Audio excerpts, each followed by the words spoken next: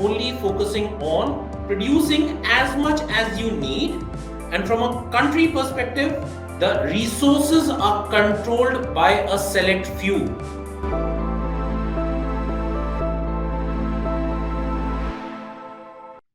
So namaste everyone.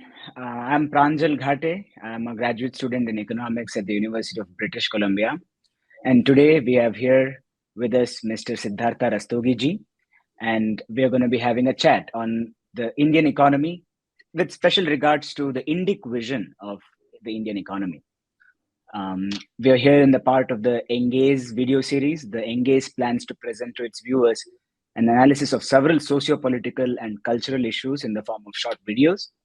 The Engage derives its inspiration from the urge to develop a holistic outlook on contemporary societal and policy challenges. So with that, I would like to also introduce our main guest here, Mr. Siddhartha Rastogi ji. Siddhartha Rastogi ji is a managing director and chief operating officer of a leading full-service investment bank. The views and opinions that is expressed in this show are those of the authors and do not necessarily reflect the official view or position of any company or sister concerns or group company where the author is presently employed. Sir, welcome to the show. Thank you, Pranjal. Thank you for having me. How are you today? God has been very, very kind and couldn't have been a better place at the moment than India to live in. Good to hear, sir. Sir, I mean, today let's get into the topic of the day. We're in the midst of interesting times in the world of economy. India, as we all know, has been the focus of the global investors, the global countries all around the world are keen to know what's going to be the India story of success. The first question I have for you, sir, is what is the present outlook for the Indian economy as we speak? By that, I mean, what is in store for the short term, that is 2 to 3 years, and medium term horizons, that is maybe 5 to 10 years, particularly with regards to the growth of the Indian economy? So what I envisage is, if I have to give you just the answer in a couple of phrases, for Indian economy, next 2 to 3 years, you're going to witness a real GDP growth of 7.5% to 8% CAGR compounding, dollar compounding of 9.5 to 10.5%, because the anticipation is that once there is some sanity which is going to get prevailed in the world, because we are currently witnessing two wars which are going on. The much forgotten Syrian war, which has been there since 2014. People don't cover it, media doesn't cover it. And then the Russian-Ukraine war, which everybody knows about. And the third war is knocking at the door, potentially again from the media sources, the China and the Taiwan conflict. So looking at that, despite of all this hullabaloo, the numbers seem to be between 9.5 to 10.5% in dollar terms. If you are asking me from the longer term perspective, 5 years, 7 years, 10 years, the number is going to be north of 8.5% real. And at that point in time, maybe once rupee will appreciate, so we are seeing some bit of depreciation in rupee, so it will stabilize then, and hence that number of the dollar returns or the dollar GDP growth will remain the same between 9.5% to 10.5%. By the way, these are also the estimates which I concur with. Also, IMF has stated and slated these numbers. So little bit of a long answer. We have crossed the $2 trillion mark. We are very much in line to hit the $5 trillion mark by 2026 or maybe early 27, mostly by 2026. Absolutely, sir. I mean, that's really the point that's been making the headlines, and we're looking forward to it. I can't wait for India to get to maybe $10 trillion or 20 trillion. I mean, that's the aim, and I want to see it in my lifetime for sure. Don't worry, Pranjal. Sorry, I'm cutting you short here. Yeah, 2033, mark my words, 2033, India is gonna cross the $10 trillion mark. 2033. So you are still in your teens. Maybe by the time you'll cross your teens, or maybe you'll come in your early 30s or early 30s, you're gonna be the member of the third largest economy in the world. The third largest economy in the world. absolutely, sir. I mean, looking forward to it. Sir, I mean, to get the understanding, I mean, to get more clarity on the way the Indian economy works, I've had some question. So, does India follow a unique model of economic growth that is different from the capitalism and the socialism that we have seen in the world? What would you characterize the Indian growth model as? How does let's say, an Indian policymaker see India's growth? So very, very interesting question and very, very pertinent question. What does socialism focus on? Socialism only focusing on producing as much as you need. And from a country perspective, the resources are controlled by a select few. In case of capitalism, the only objective for capitalism is profits, profits, profits. Neither centralized power nor centralized idea of profits can give success to any economy in the longer term. Maybe short term, yes, but in the longer term, it's very, very simple. It is the only way, the India's way. And what is that way? It's the Sanatani way of economy. It's the ekatmic way of economy. It's the ekangi way of economy. What does that mean? I'm using little bit of Sanskrit terminologies here. What does this mean? It simply means you have to look at anything in totality, in a collective format. Now, let me give you a very simple example. How does the till now the West used to think about? West used to think about you need to be the best, you improve yourself, you do self improvement, and there are a lot of parts which add up to a sum. And if all the parts keep doing better and better and better and better, then the sum automatically will be good, right? But the problem is, if you have this zeal of doing only individually better, you go to any extent which may harm the other part. Whilst the India's thought process is different. What India says ekangi, what does that mean? We are all part of the same body. It's Vasudhaiv Kutumbakam, which means in any part of the world, if anybody is less well off, directly or indirectly, it will impact India. Similarly, if any part of the Indian society, Indian community is not so well off, it will pain the entire body. So whether your hand pains, whether your leg pains, whether your finger or your toe pains, even a small scratch has the same pain as any other. So there is no differentiation. So that's the approach. Now, what does that mean? This is again abstract, right? Now, how do you translate it literally? The thought process is very, very simple. You have ethics, you have efficiency, and you have welfare. Now, ethics, which simply reflects dharma, which means you should always pursue your dharma.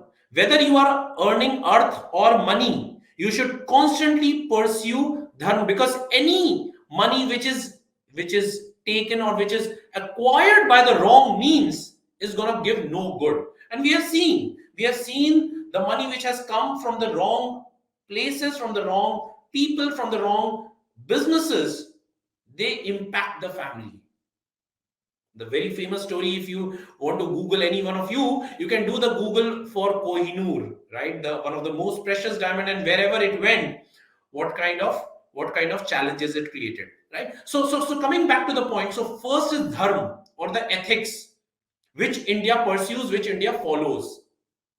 Second, I said efficiencies. What does that mean?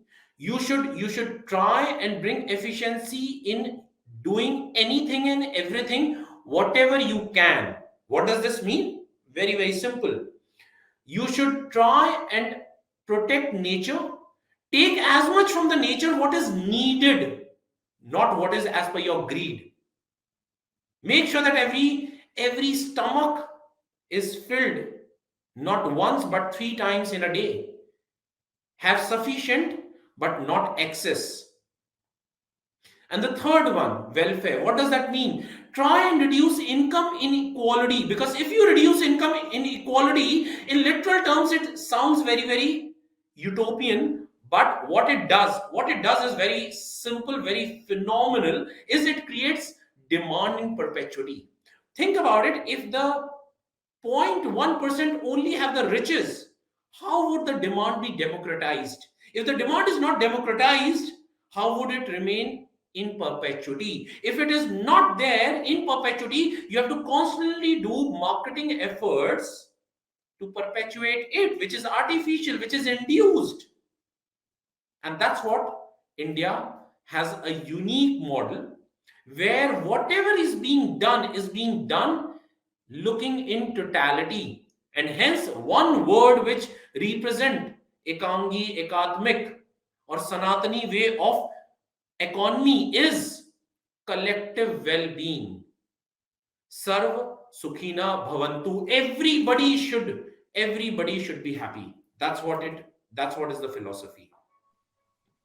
So that's a beautiful summarization, sir. Because I mean, we have seen how the capitalist system kind of uh, invigorated an individual's motivations for seeking profits, and Adam Smith's idea of invisible hand, and how that's going to make the society a whole lot better.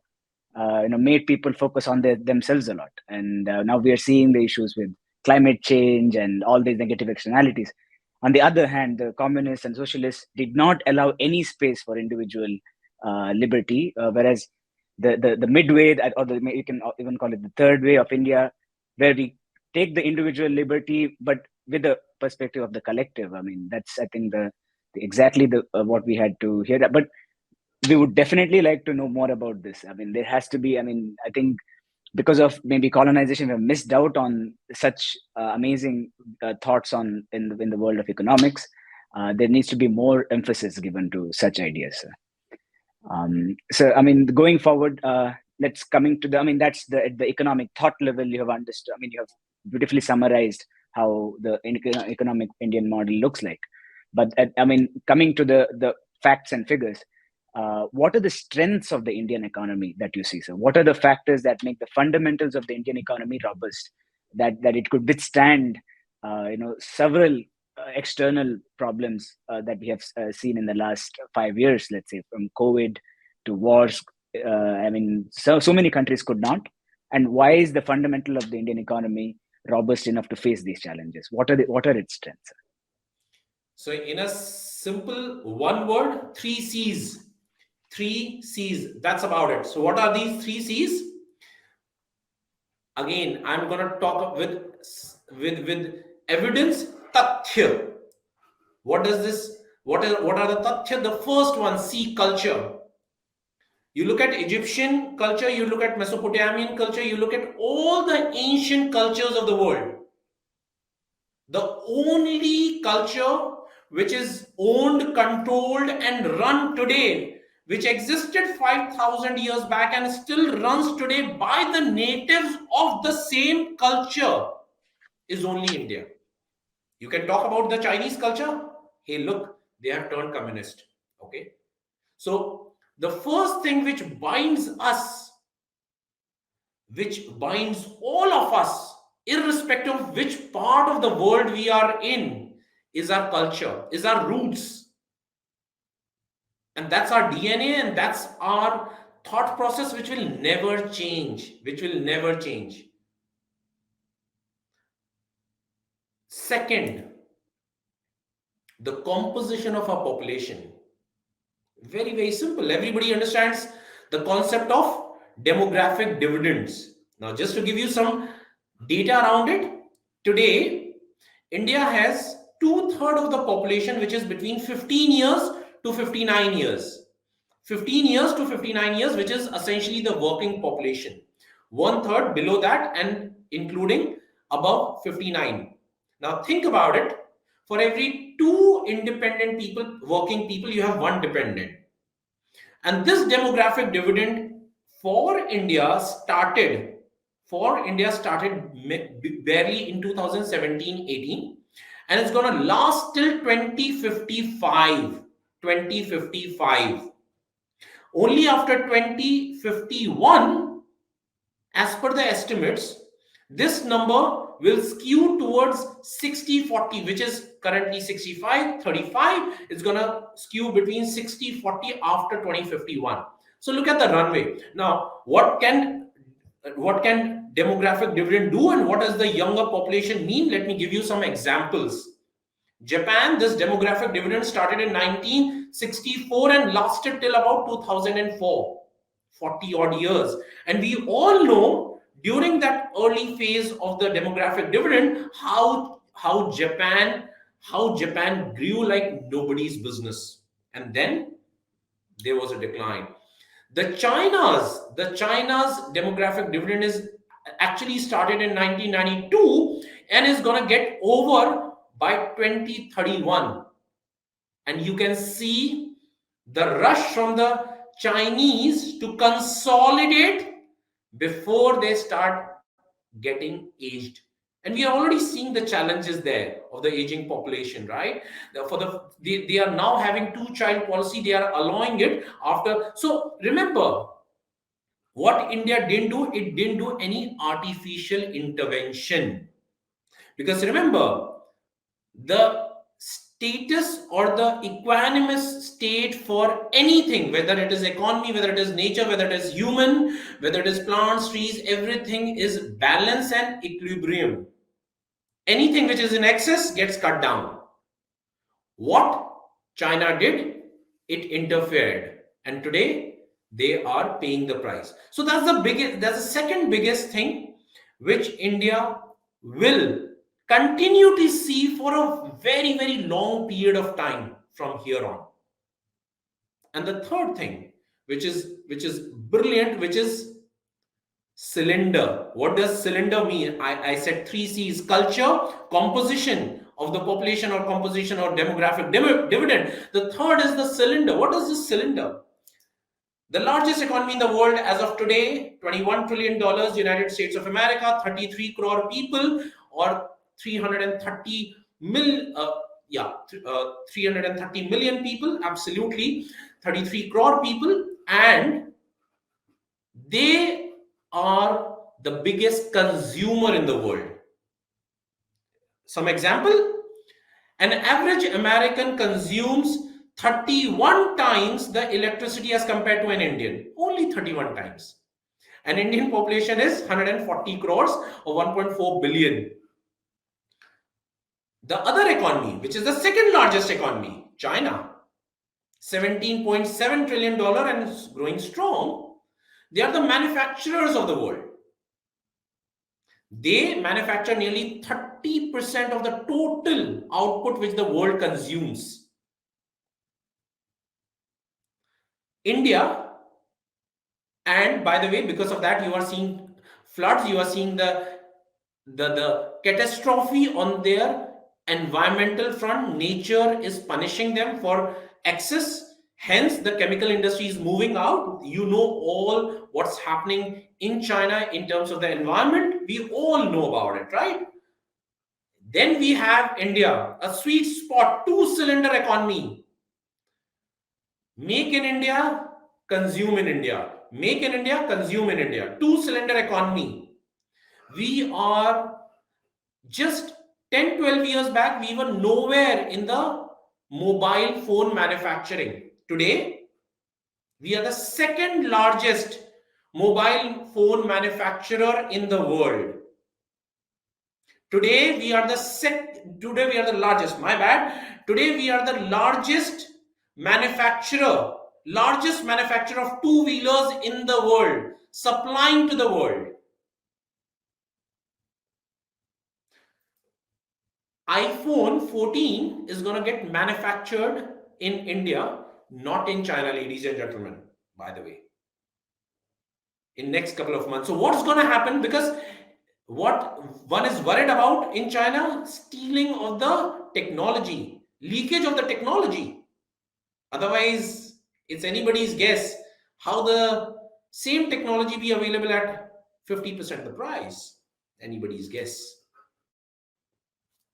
So the world trusts India, the world knows India, that India stands on its ethics. So that's the manufacture in India, make in India.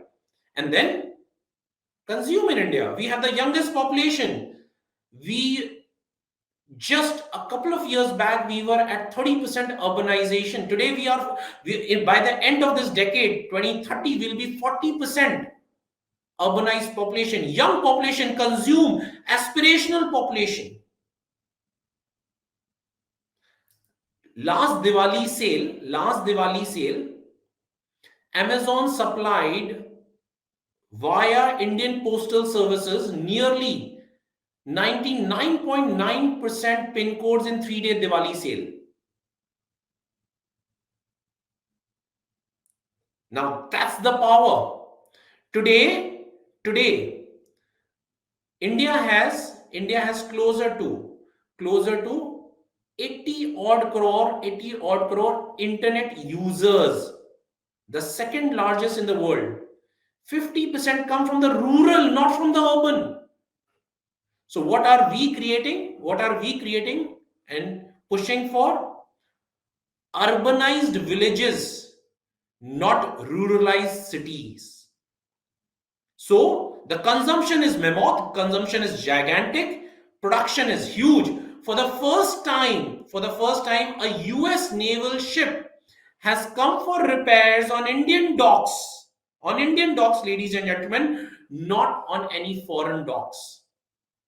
India this year has exported arms and ammunition. India still remains the second largest buyer of arms and ammunition in the world for its safety and security, because we have very, very friendly neighbors, pun intended.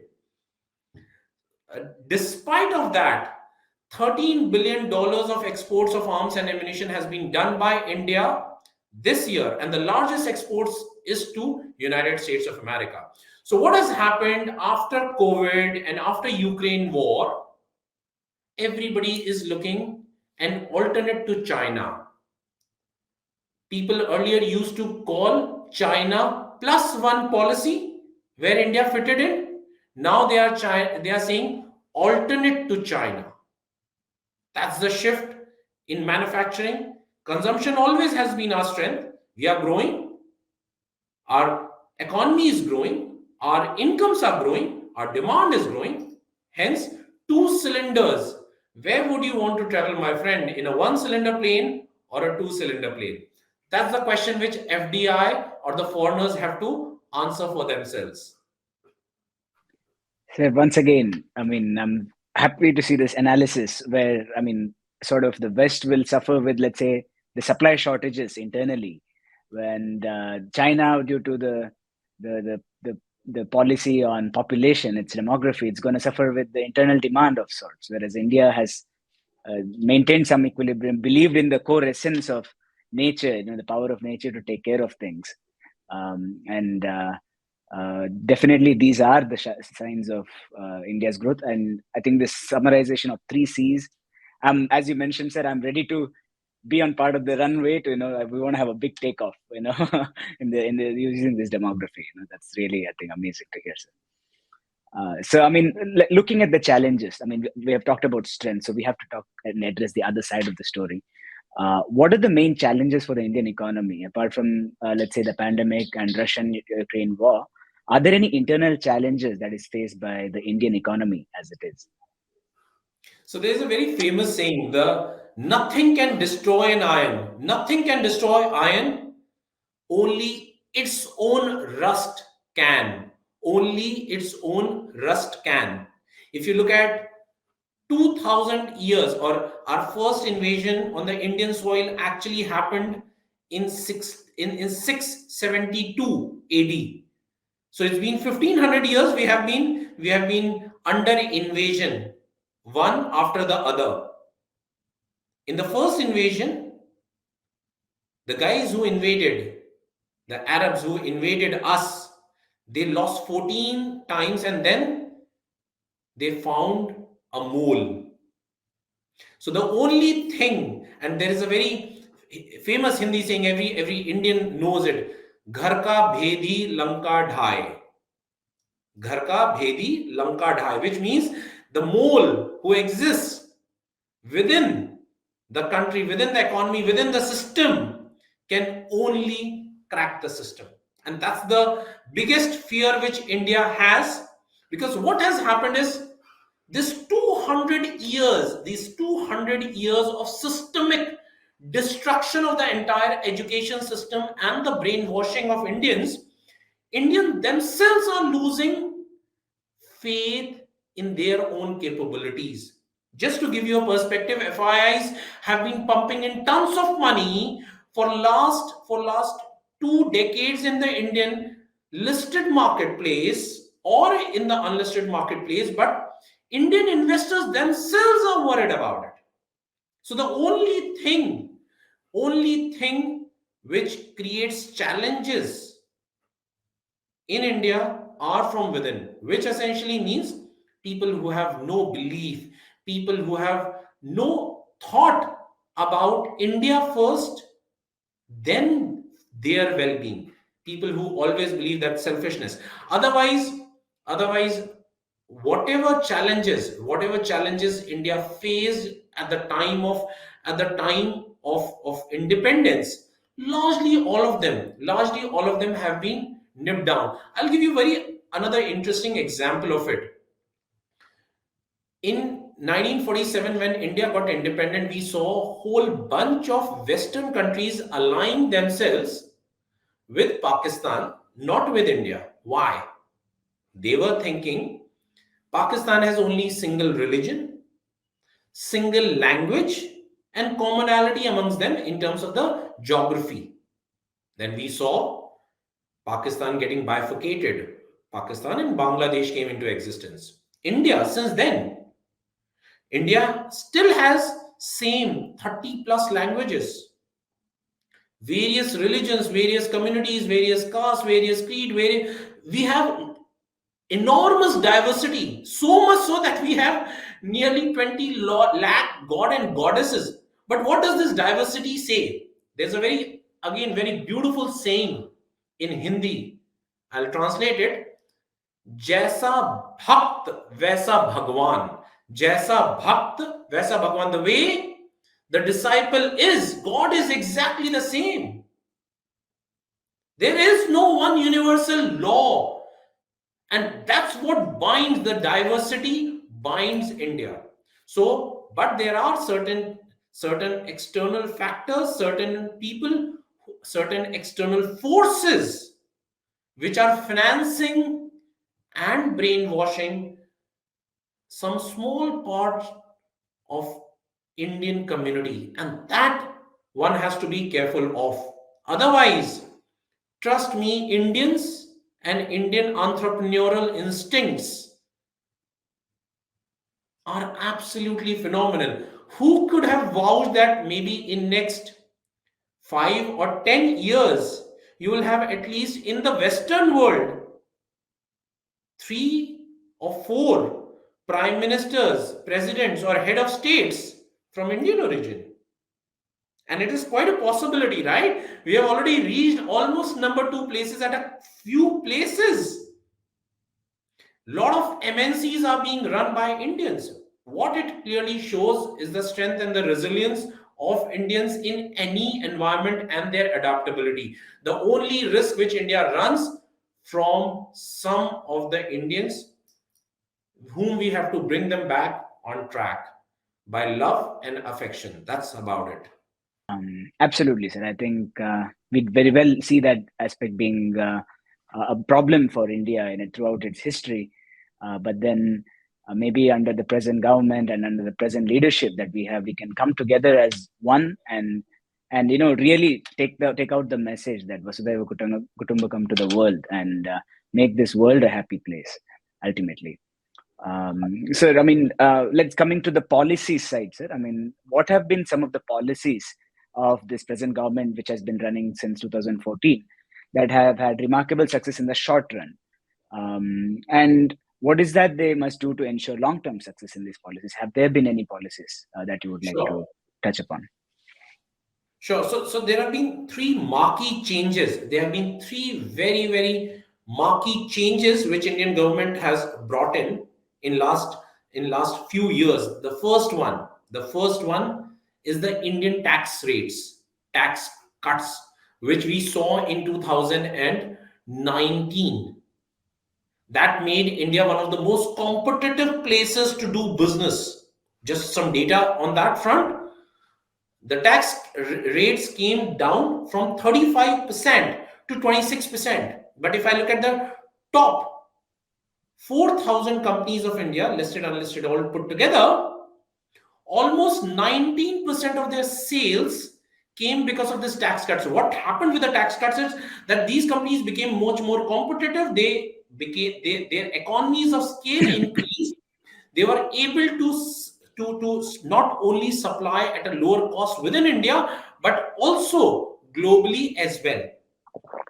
And that's a visible example. So that's number one. So ease of doing business, tax cuts, proactiveness, different windows, quick different windows for FDI clearance, which essentially means earlier FDI was a single window, whether services or manufacturing.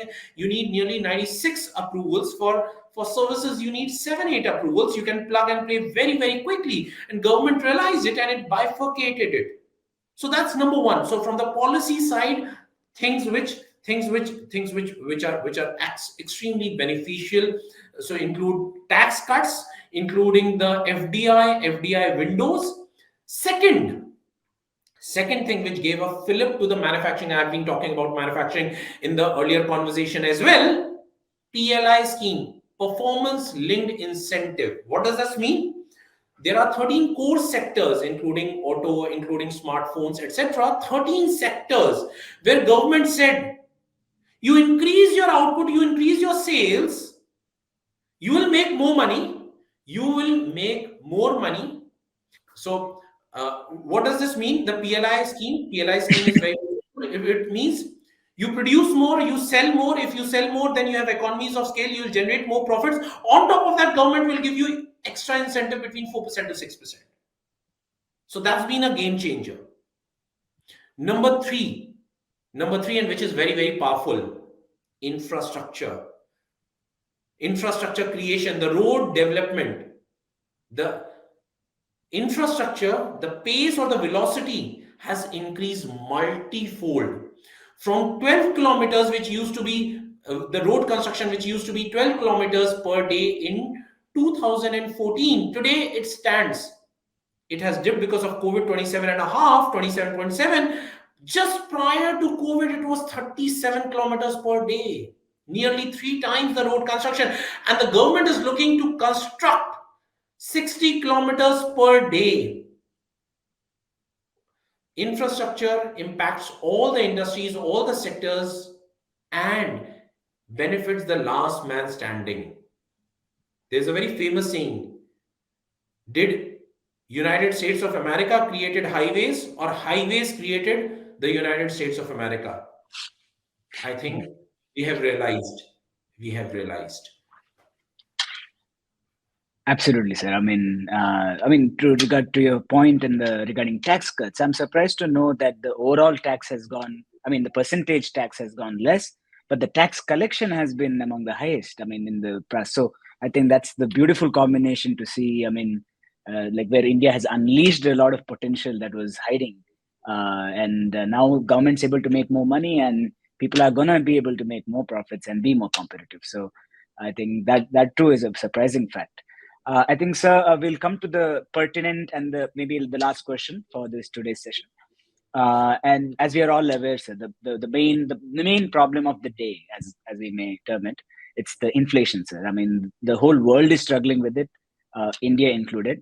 Both in developed and developing countries, we are able to see this. Why inflation maybe caused to, I mean, while it may be caused due to reasons such as supply chain disruptions and greater demand and so forth, which are global factors, what has individual countries to do with it? I mean, why has countries not taken, drastic steps? I would say, from my understanding of economics, why have they not increased interest rates heavily to like cut down inflation so much? Because it's going to make a common man's life very difficult ultimately. So, what is your take on inflation and what's its impact? You're absolutely right. You're absolutely right, Pranjal. Inflation makes the common man's life miserable. Just to give you some perspective, in United States, the inflation has moved up only by 400%. And interest rates, if you think that government has taken a benign step from 0 to 25 basis just a year back, already the interest rates have gone up in United States of America by 10x, 10 times, 1000%.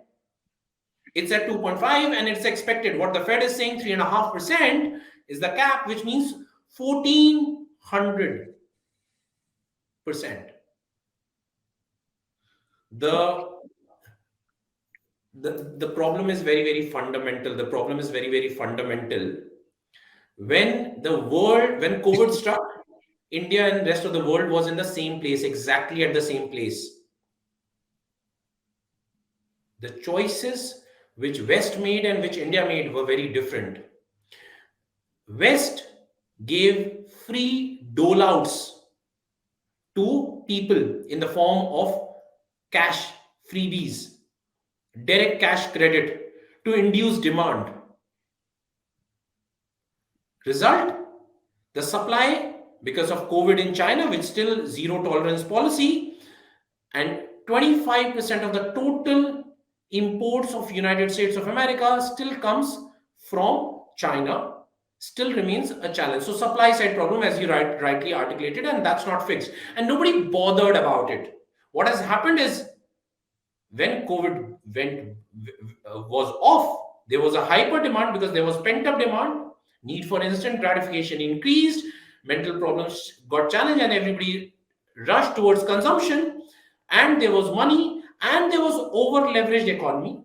There was over leveraged economy. We all know the numbers of the United States of America public debt or the household debt. It's very, very high. The public debt is over 130 odd percent, 132% to the GDP. Now, they calculated that way by inducing demand, demand, demand. What India did? What was lacking at that point in time for India when COVID? Food. So, India gave no cash, very limited amount of cash. They gave food, they gave medicines, they gave vaccination.